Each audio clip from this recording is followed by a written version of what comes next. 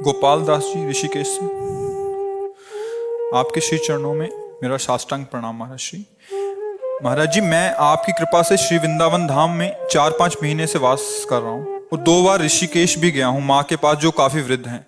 मैं माँ को श्री वृंदावन लाने के लिए सोच रहा था, लेकिन पहले वो राजी थे, अब मना कर रही हैं। मुझे आपसे कहने में भी डर लग रहा है, क्योंकि श्री वृंदावन आपके प्राण हैं, आपका हृदय है, और आप मेरा दुर्भाग्य है कि जो मुझे जाना पड़ रहा है।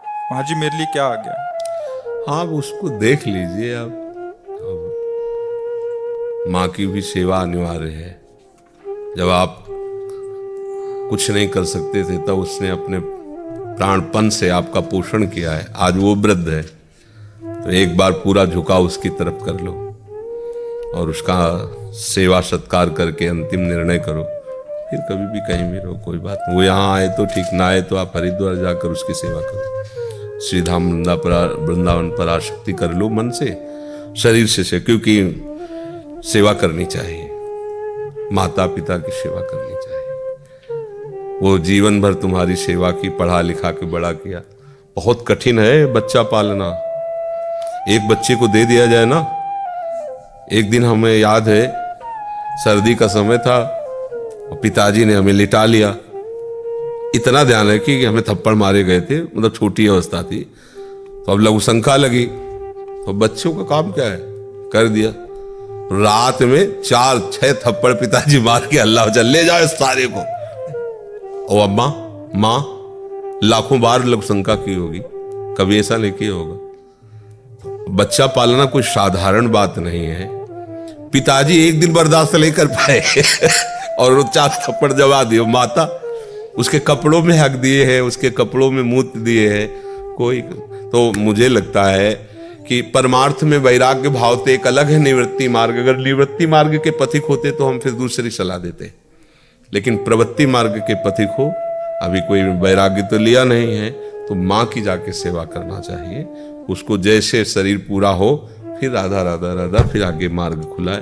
पर माता पिता की सेवा करनी चाहिए, जरूर करनी है। अधीन रह के शासन करते थे लोग, लेकिन वहां तो शासन नहीं हो मेरा कोई। अगर आप हमारी बात मानोगे तो हमारी बात तुम्हारे ऊपर सवार रहेगी। गुरु की बात मान ले तो शरीर से नजदीक रहे ना रहे, गुरु सवार रहते हैं। मर्जाल है गुरु के खिलाफ कुछ बोल सके या सोच सके। अगर गुरु को आप गोविंद मानते हो तो हर समय अपने दिमाग में तो बैठे, डर लगेगा कि गुरु के विरुद्ध हम कैसे चले, हमारा जीवन ही गुरुदेव है।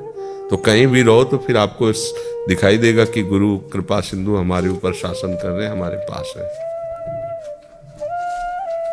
माँ की सेवा में एक तरफ भगवान खड़े हो, एक तरफ माँ खड़ी हो, तो झुकना चाहिए माँ की तरफ पहले, क्योंकि भगवान के देखने लायक, सुनने लायक, बोलने लायक, कीर्तन करने लायक माँ ने तैयार किया है।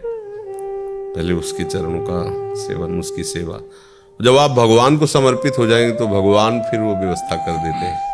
भगवान सब देख रेख कर लेते हैं। जब मान लो अगर बचपन से निकले होते तो आप देख लेते, ऐसी व्यवस्था भगवान करते, हम तो देख रहे हैं ना, ऐसी व्यवस्था करते कि होश उड़ जाएंगे कि आप भी नहीं कर सकते थे। भगवान के आश्रित हो जाने पर वास्तविक फिर भगवान संभाल लेते हैं। पर अभी तक आप गृहस्थी, तो आपको चाहिए कि पूरे भाव से सेवा करो, भगवान मान के सेवा करो। क्योंकि वृद्धावस्था में ऐसी स्थिति आती, उठना बैठना पर। अब कैसे निर्दयी लोग हैं कि माता पिता वृद्ध हैं और तुम देश विदेश घूम रहे हो, मनोरंजन कर रहे हो, उनको जरूरत है, उनको अनाथालय में भेज दिया।